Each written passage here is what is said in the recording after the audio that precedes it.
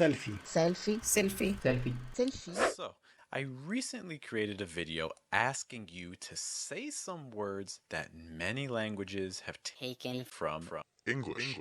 And while there were some similarities, there were naturally also some Differences.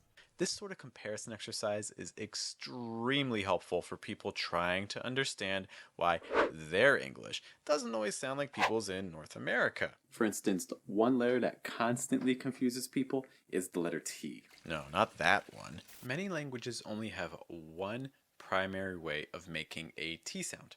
T, t.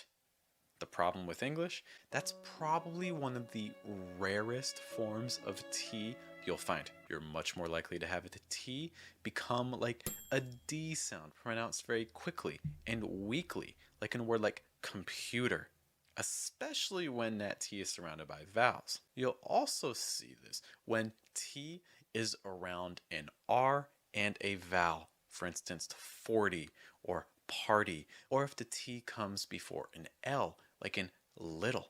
Sometimes the T will just vanish completely, though without saying goodbye. How rude, right? We see this when a T comes after an N, like in a word like internet. Internet. Internet.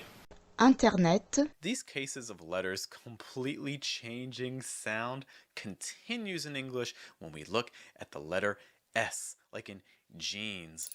Jeans. Jeans. Jeans. Jean. Jeans. Compare how you say the S in these words. Seen, jeans. For seen, we get that snake-like hissing S. Seen.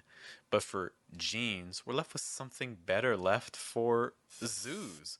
The word zoos, that is. When an S follows a voiced sound where your throat vibrates, the S also becomes a little voiced. What does that mean? Well, compare these words. Caps, cabs. That P doesn't really have a voiced sound. There's no vibration. P, p. Nothing moves here. So, cap, caps. But to make that B sound in cabs, I need to vibrate here in my throat, right? B, b. Cabs, cabs. So the S will vibrate too. So listen again to all of us saying the word jeans. A bit different on the S sound, right? Jeans. Jeans. Jeans. Jeans. Jeans. Jean. Jeans. Cool. Or should I say... Cool. Cool. Cool. Cool. Can't English make letters the same as everyone else? The reality is, when an L comes at the end of words in American English, and oftentimes in the middle too, the sound changes completely. It makes what's known as a dark L. For those of you pressing your tongue against your top front tooth, focus on how it sounds, not what the letter looks like. Cool, trouble, feel. Cool, trouble, feel. Notice that the tip of my tongue will stay down on these words when it gets to the L. Instead, the back of my tongue will rise a bit. There's also lots of air coming through my throat. Treat this dark L almost more like a vowel sound, like oh.